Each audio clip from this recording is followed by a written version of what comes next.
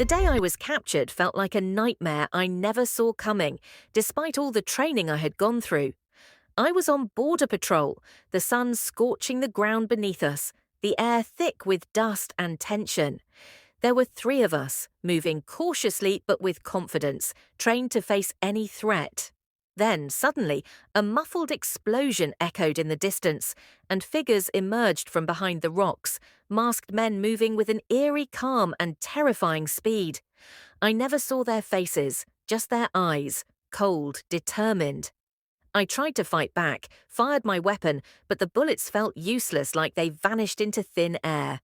I heard my teammates scream, and then something struck my head. Not hard enough to knock me out instantly, but strong enough to drop me. The ground rushed up at me, dust filled my mouth, and everything went black. I woke up later, no idea how much time had passed, my head throbbing, my hands tied with a rough rope, though not painfully tight. I was in a small room with cracked mud walls and a cool, clean floor. A small window near the ceiling let in faint light. In the corner, there was a neatly folded blanket and a small jug of water. Outside, I could hear soft footsteps and whispers in a language I later learned was Arabic. I didn't scream, but my heart pounded in my chest. I expected the worst: torture, humiliation, death. In the army, they tell you that being captured is the end of the line, especially if it's Hamas. I imagined horrific scenarios: knives, beatings, screaming, but the room was quiet. No one came to hurt me. In the morning, the door opened gently, and a tall man with a short, well-kept beard and surprisingly calm eyes walked in. He wore simple but clean clothes and carried a small tray with fresh bread, a few dates, and a glass of water. He placed it in front of me slowly and said in clear English, "Don't be afraid. We won't hurt you." I froze. I didn't understand how an enemy could speak so calmly. In the army, we were taught to expect cruelty, to be ready for pain. But this man didn't seem angry or hateful. I looked at him cautiously, and before I could stop myself, I asked, "Why am I here? If you're not going to hurt me, then what's the point?" He answered in a soft, matter-of-fact tone, "You're a guest here until your government decides the fate of our brothers and sisters in prison.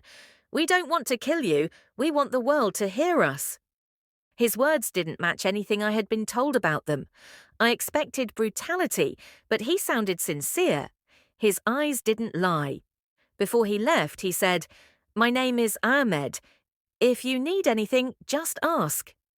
I didn't touch the food at first, afraid it might be a trick or poisoned, but hunger eventually won. The bread was warm and smelled like it had just come out of an oven. The dates were sweet and fresh. And then something strange happened.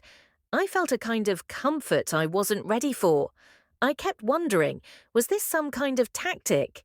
But the way he moved, the calmness, it didn't feel staged. That night, I heard a sound outside. It was the call to prayer. Adhan, I learned later.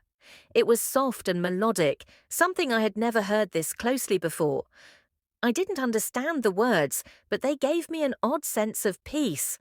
Like there was something bigger than all of us in this place. The next day, Ahmed came back with food again, this time with a piece of cheese and a few olives. I sat on the floor and asked, "Why are you treating me like this? I'm a soldier. I'm your enemy." He looked at me quietly for a moment, like he was choosing his words carefully. Then he said, "Our faith teaches us to treat prisoners with dignity. We don't harm those who don't directly fight us. You're here because your government is holding our people. We want a swap, not blood." His words shook me. In the army, we were taught Hamas shows no mercy, that they kill without hesitation. But this man was talking about religion, about values, in a way I never expected. As days went by, I started noticing more. The guards rotated shifts, but Ahmed was always the one bringing meals. He'd sometimes leave a clean cloth for me to wash my face or an extra blanket when the nights got cold. I kept wondering, why are they doing this? I was a prisoner, but I didn't feel threatened. One day, I asked him, "Why don't you torture me? Why do you even care?" He replied, "Our religion forbids injustice, even with enemies. You're not our target, your government is. We fight for our land, but we don't lose our humanity." I listened to him and felt everything I thought I knew about them slowly falling apart. I was bracing for cruelty, but found something else. A kind of morality I hadn't been prepared for. I saw how they prayed, bowing with humility, how they treated each other with respect. There was a kind of discipline, a quiet strength. One day, Ahmed brought a small book. He said it was part of the Quran translated into English. "If you want to understand, read this," he told me. I opened it cautiously. It spoke of mercy, of kindness to prisoners. I read the words and thought, is this what drives them? That day, I asked him, "What happens to me if my government doesn't respond?" He said, "We'll keep you safe until the situation changes. We won't harm you. That's a promise from our faith." And somehow I believed him. There was no threat in his voice, just calm conviction. 2 weeks later, Ahmed came in one morning and said, "Your government is negotiating. You might be free soon." I looked at him and felt something unexpected, a mix of relief and sadness. I wanted my freedom, of course, but I had learned something here I would never forget. I said to him, "I didn't expect you to be like this. I thought you'd kill me." He gave a small smile and replied, "We fight for our land, but we don't hate individuals. Our faith teaches mercy, even in war.